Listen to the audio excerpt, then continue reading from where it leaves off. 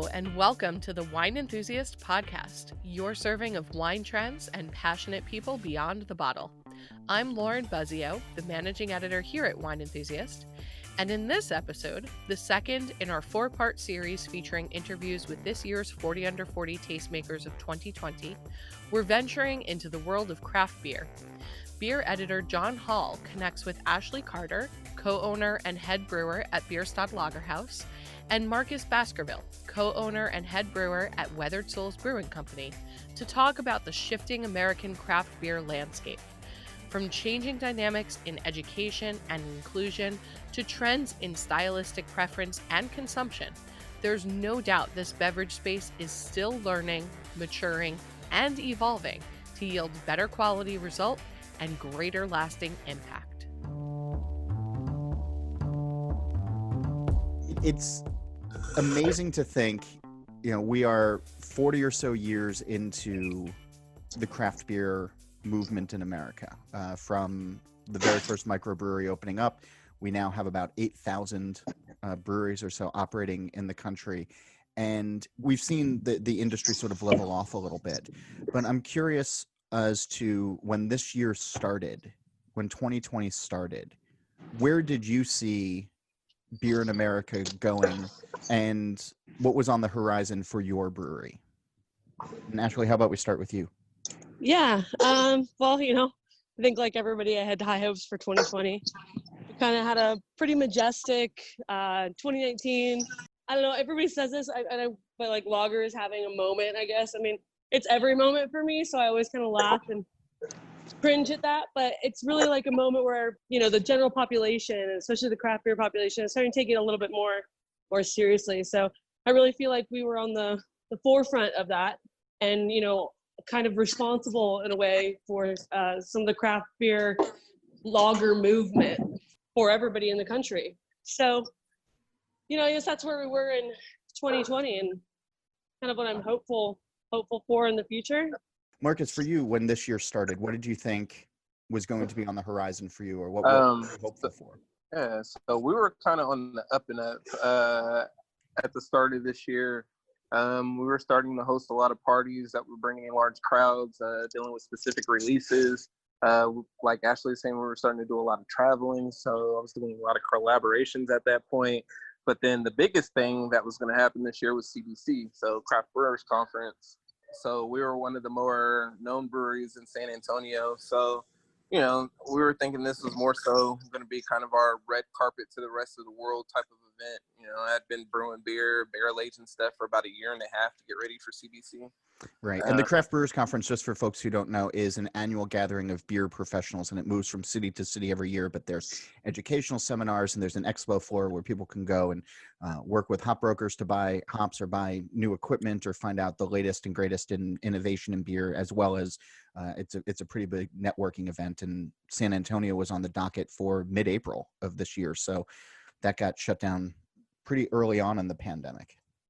Yep. So dealing with us, also production-wise, was scaling up. So I just hired a new brewer. Our West Coast IPA, we were brewing about 100 barrels of that a month on a 20-barrel system just to supply the accounts that we had. So it was looking to be a good year until COVID hit, for sure. And so COVID, I think, let's start there, because that's been, I think, the biggest disruptor in the hospitality industry.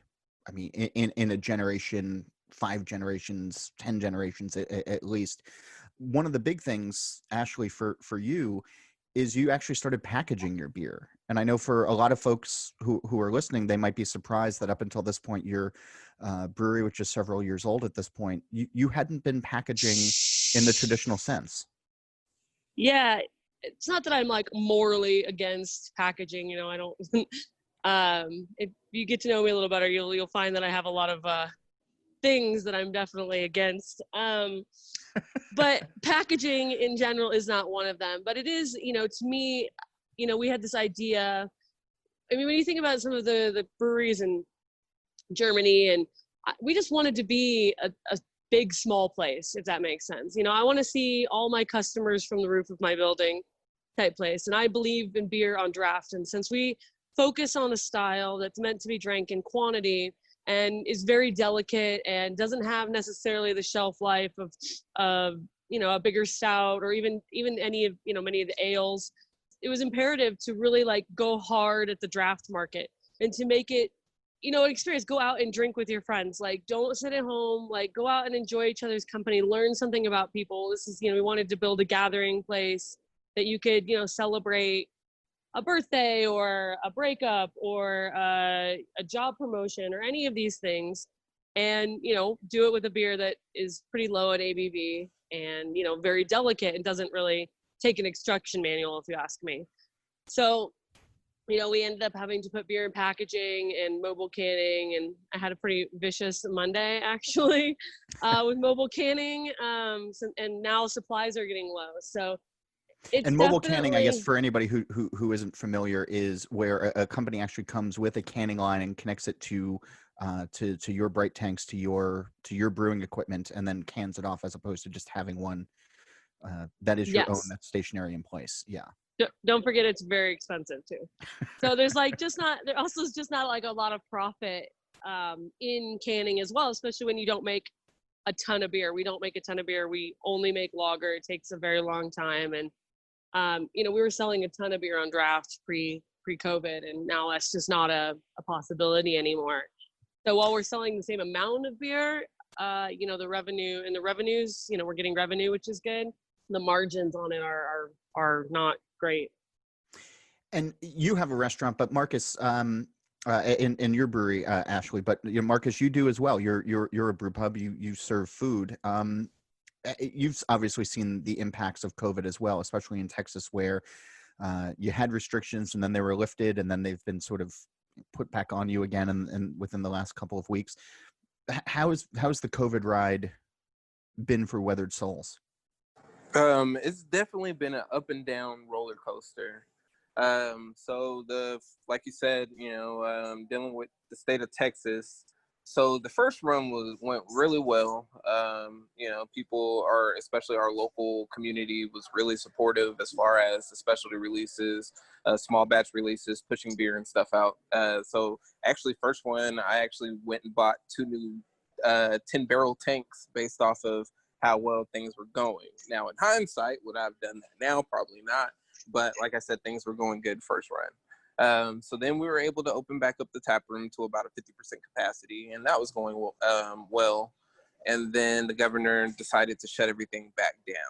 Now, the second run, people aren't as receptive.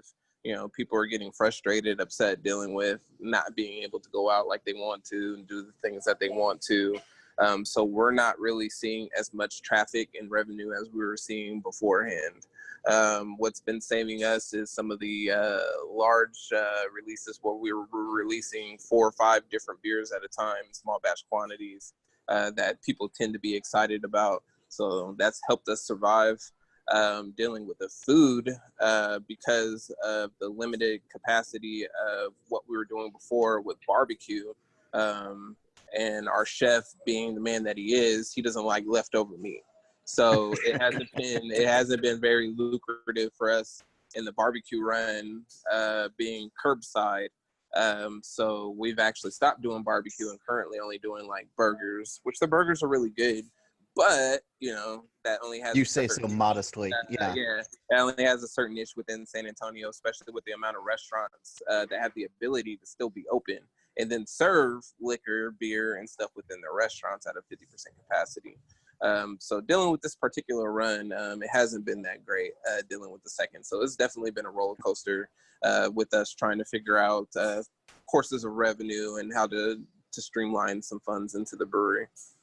And so you have had to be creative, right? I mean, Ashleigh, now that you're able to mobile can your beer and release it, to people, to go now, you're also in a very crowded city with a lot of brewery choices and a lot of beer choices. And you were obviously one of the more popular ones when people would come to your place before this. Are you finding challenges and trying to be creative to get people to at least come to your doorstep to pick up beer to go? It's difficult, to be honest with you. I mean, it's without, we're down 70%.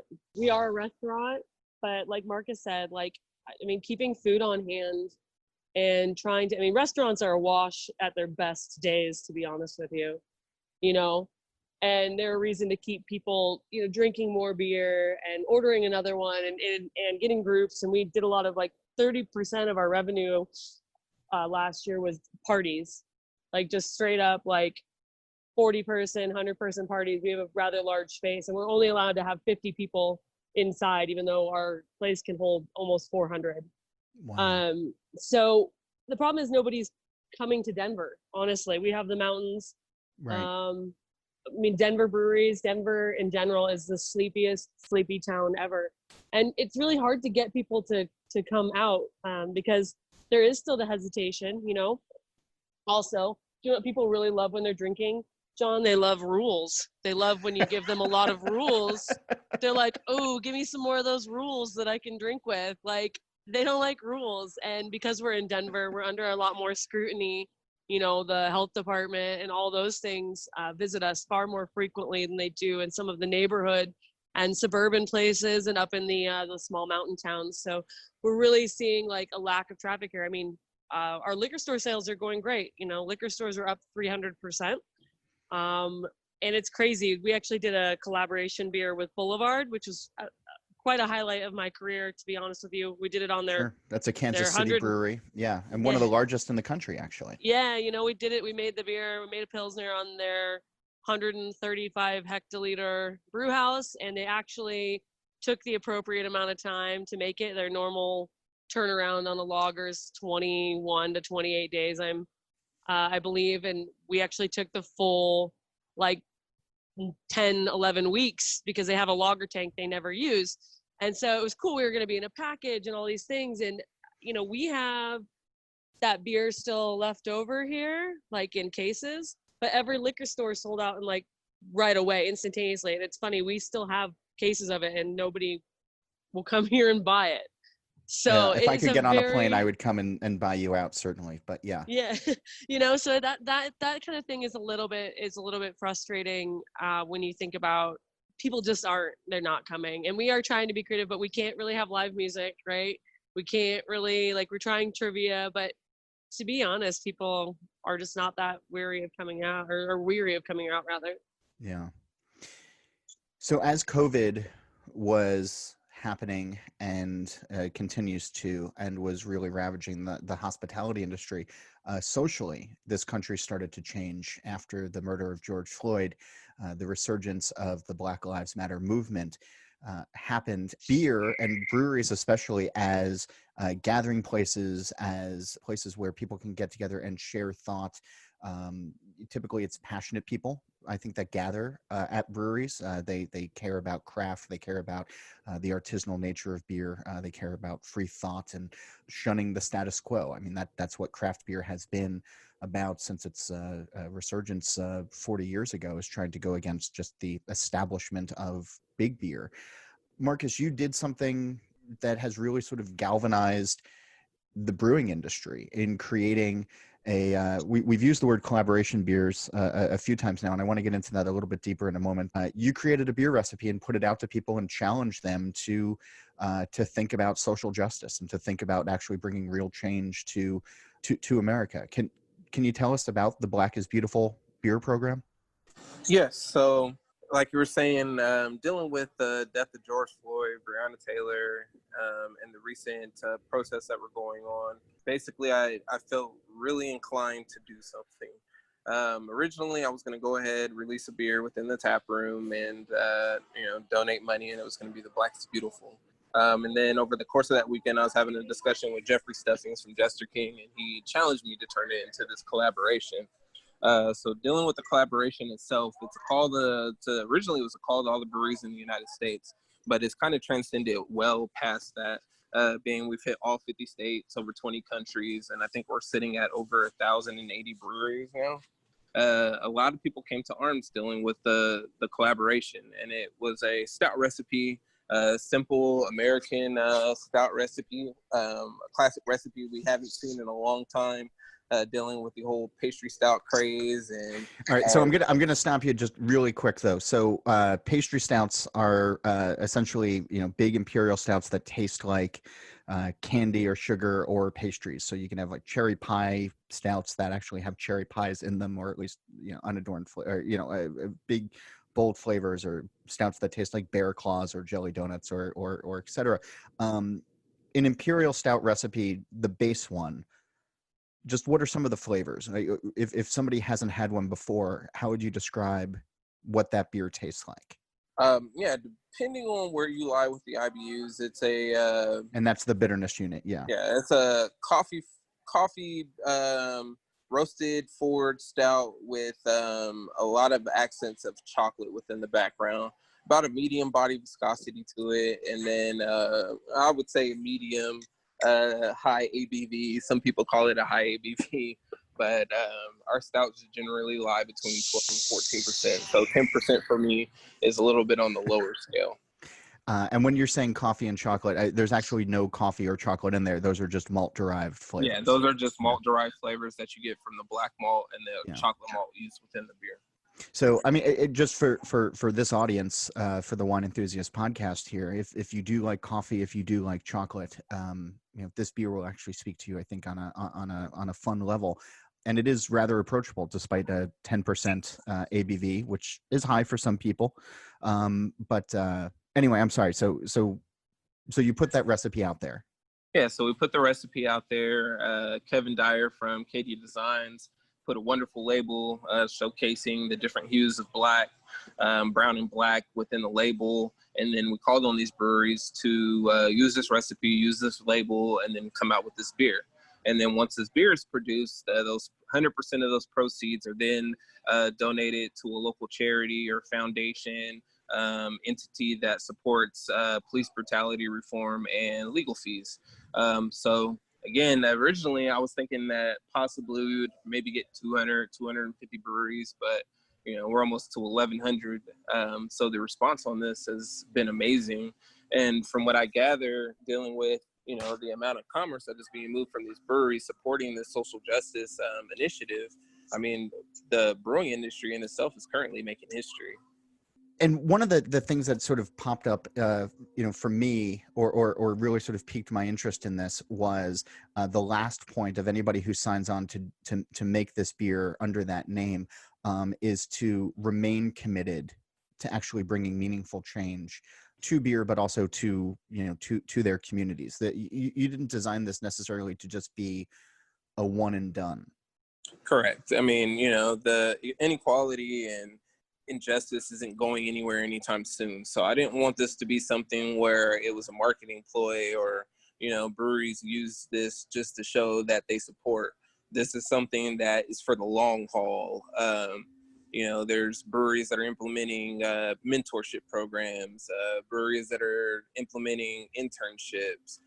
So different people are taking active notice of this in the process of creating a diversity committee for the state of Texas with the Texas Brewers Guild. So people are taking this initiative seriously and noticing that there is a lack within our communities and a lack within even the brewing community within itself. So people are actually trying to identify those issues and make those changes as needed. Ashleigh, you've also spoken up about this in the past as well. I mean, what are some of the changes that you think need to happen within the overall beer community, and what should consumers be focusing on to also help bring those changes about? I think it's a difficult, like, hard to distill down into like a very like concise, specific. Oh, of course. Okay, so I think if we look at like craft beer, if we like look at the whole thing, at some point it does become slightly snobbish, you know. And I think in that realm, when it becomes slightly snobbish, you start to exclude people. And I have always been of the opinion that instead of like when somebody walks in your tap room, anybody, right, no matter what they look like, whatever, to not make a judgment about what you think they would like, wouldn't like, you know, why they're there, etc. And really trying to bring in more people into the fold, because it can be intimidating. It's a very much, you know, white male industry, you know what I mean? And sometimes even as a, you know, a woman, you don't know, you get the, you like fruit beer, you like this, or you like that. They make it very much a judgment about what you do or do not like. And I think it's very important, when you're talking about bringing more people into the fold, initiatives like what Marcus is talking about, and just starting from everybody's tap room in general, from your staff, like stop judging or stop trying to read people or stop trying to figure out what they like based upon how they look, and start, bringing it, bringing everybody together, and, giving them and showing them the full range of craft beer, and showing them that you don't have to be embarrassed if you like something specific or don't like something, or, and don't talk down to people, that maybe are new to the scene, and I think that when we talk about a lot of like, disenfranchised groups and things of that nature, we often tend to, assume they don't know anything about it, or make a judgment call about what they would or wouldn't like. And instead of, making them feel bad for that, or not welcoming them in there, it's a way that we can really build a more diverse, bigger community of people, as if we just open up, something as awesome as beer, right? It's what we do is not, anything amazing. What we do is bring people together. And I think that if we just continue to try and do that, maybe we can diversify this and be at the forefront, and having, Marcus and myself and more female and Black and brown people and in front of, as in the forefront of beer drinking, that it normalizes it, which I think it hasn't been for a while normalized. What's interesting is that I know imperial stouts can be daunting for some people who are not accustomed to drinking beer. It's a complaint, or even a phobia that I hear from folks all the time of like, oh, I don't like dark beer, because they think it's going to be too strong or too aggressive. And I think in most cases, if you hand them a properly made one, like what you make, Marcus, that can go away very, very quickly. But Ashleigh, you're making lagers, and true to style, German lagers, and lager is the by far the most popular beer category, beer style in the world. Do you find that because you make beers that people are aware of, even if they're not necessarily beer drinkers, that you can get people to come to the door for the first time to have a half liter? Lager's on a 150-year winning streak. I'll say it again and again. We compete with the big guys a little bit, but sometimes that's hard because they don't look at us as necessarily quote unquote craft enough. It needs to like be crazy or be whatever in order to be considered like craft. It needs to be, handmade, even though it's just me and one other person, like we make all the beer, but for us, trying to make as clean, as bright, as, true to style beer is something that I think we can bring more people into the, quote unquote craft fold. And it doesn't have to be a ubiquitous yellow liquid. But also at the same time, if you want to come here and just think about it as that's perfectly okay too. I think it's a way we can bring a more, these group of people that never thought that maybe they'd ever like craft beer because either they've been introduced to it in weird ways, or it's too hoppy, or it's too this. Like, again, our beer doesn't necessarily need an instruction manual. It's something you're familiar with and something you're comfortable with because you know it. Either your dad drank it, or your mom drank it, or you know what I mean. You drank bathtubs of Busch Light when you're in college, like me, and it's something that you can maybe understand, and it doesn't have to be just this bland yellow liquid. So the Black is Beautiful beer is starting to pop up around the country right now. And I think anybody who has a local brewery, and the majority of us living in America right now do, check the tap list and go see if you can pick some up, and know that you're supporting an excellent cause when you are when you're buying this. But you both have mentioned collaboration beers at this point. And one of the things that I've always enjoyed about covering the beer industry is seeing when two breweries with either similar or different backgrounds or philosophies get together to make one beer together, and it's usually a one-off.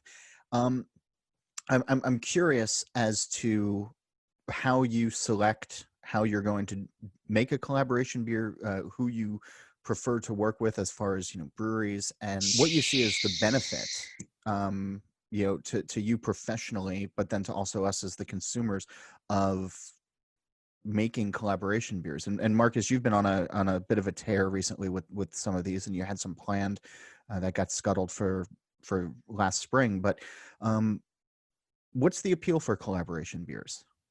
Yeah, for me, the collaboration beers are kind of a learning process. So for me, I like bringing in like-minded individuals. Most of the time, we're producing stouts or IPAs, some of our more popular styles that we do.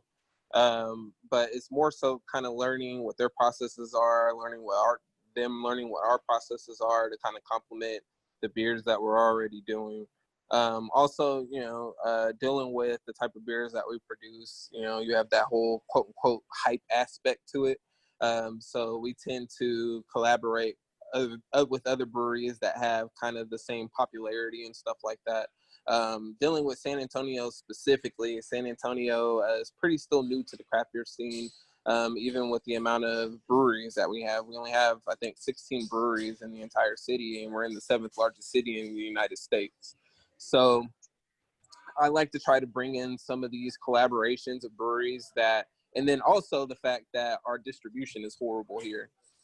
So getting your beer into Texas is really difficult. TABC does not make things the easiest for other individuals, especially outside of the state.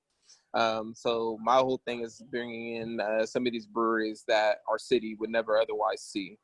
And then on the other spectrum, we've done collaborations with breweries where I've wanted to learn processes that I'm not necessarily familiar with. And then in exchange, we teach them processes that they're not specifically familiar with to kind of, spread the love and share information.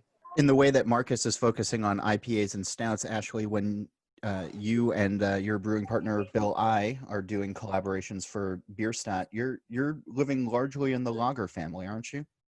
Yeah, I'm a little different. I keep a lot of things pretty close to me. I only do a collaboration since just the way our brew house is set up, we don't actually have a lot of space for experimental, for single one-off beers.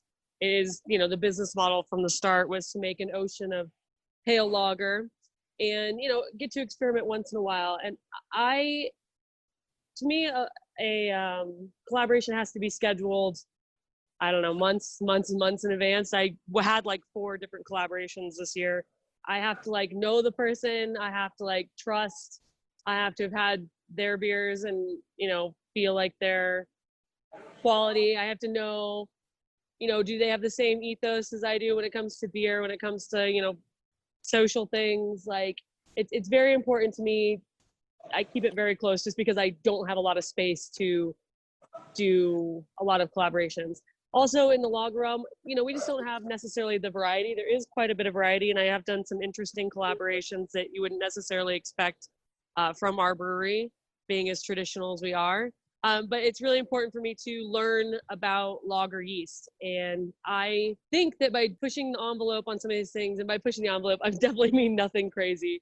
But for me, learning about lager yeast and learning about it with different, malts and different alcohol contents and with different, hopping and how lager yeast can really perform in a variety of scenarios, a little warmer, a little colder. I'm very much focused on one thing. So whenever I do a collaboration, especially at my place, there are 2 rules. It has to be a lager and it's going to be bright. No, nothing hazy. We're going to filter the shit out of it. It's going to be perfectly, I'm going to filter it. So those are the 2 rules when we do a collaboration here, because it does take so long. And that beer, I may only get to do 6 different seasonals / collaborations per year. If I'm lucky. So I'm very much more hold my cards close, find the right person, dance around a little bit, and then make a beer together.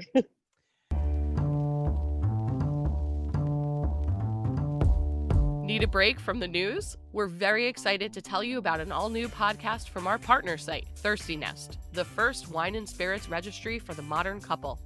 This podcast is called Can I Buy You a Drink? And on it, founder Jackie Strum will interview wine and wedding industry up-and-comers about their very own meet-cute stories and their path to finding the one. It's a dreamy break from all the scary headlines that will warm your cold, cold heart. So check out Can I Buy You a Drink from the Thirsty Nest team on Apple Podcasts, Stitcher, or any other podcast platform you prefer. I always feel really fortunate when Lauren Buzzio lets me sit in the interview chair for the Wine Enthusiast podcast, because I get to interact with a different audience. I've been covering beer for 20 years. I've obviously interviewed the two of you several times, and either hung out at Ashleigh's brewery quite a bit in the past. But I'm very much immersed in the beer world, and having now worked at Wine Enthusiast now for the last couple of months, I've been introduced to a whole new category of drinking, and a whole new fan base and passion base as well. And I'm learning stuff all the time about wine, and I love that we're able to sort of teach people about beer. My last question to the two of you is, what do you think is largely misunderstood about beer, and how can people fix that, or how can people sort of come to a better understanding? And Marcus, I'll throw it to you. Yeah, I would think the biggest misconception is you always hear that, well, I don't like beer. And it's mostly because they've had, one of the bigger beer brands. But we know that when you start diving in further deep into the craft beer realm, that there's an array of styles, flavor profiles, and different beers for everybody, right? So you might not be a lager fan, but you might be a stout fan, or reverse, or IPA fan.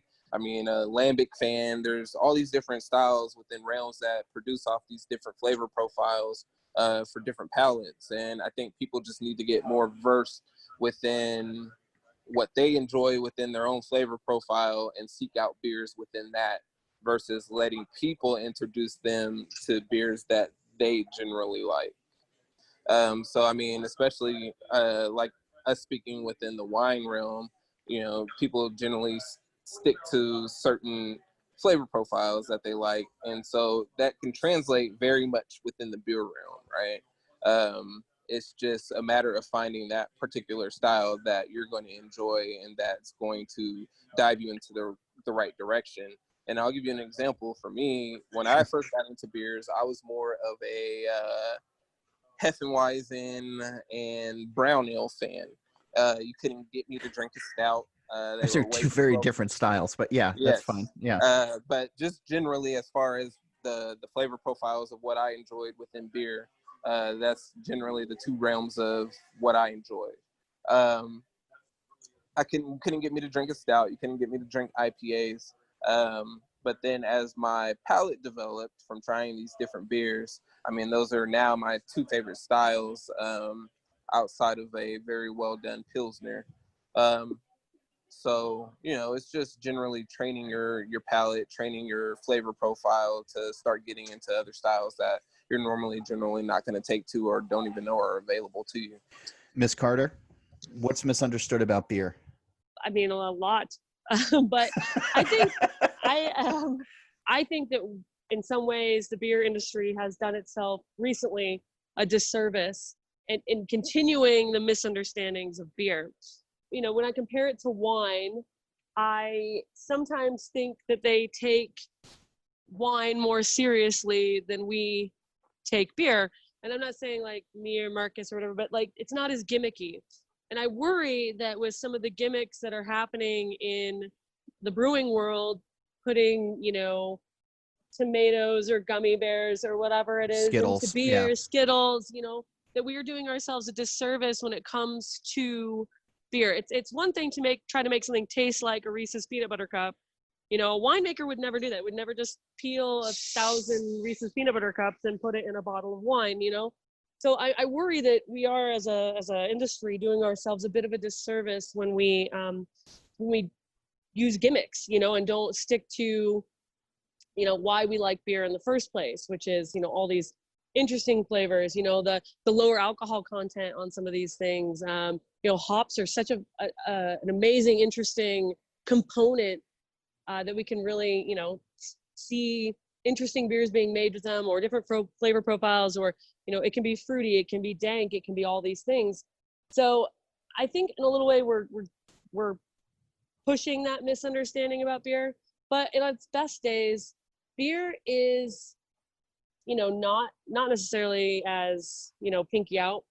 It is, you know, something that can be savored and enjoyed. There are different beers for different occasions, just like there is wine, right? We're talking maybe a something super viscous, super dark, super alcohol heavy, you know, closer to a port that you could drink, you know, at the end of the night. There's also, you know, I think beer and food pairing.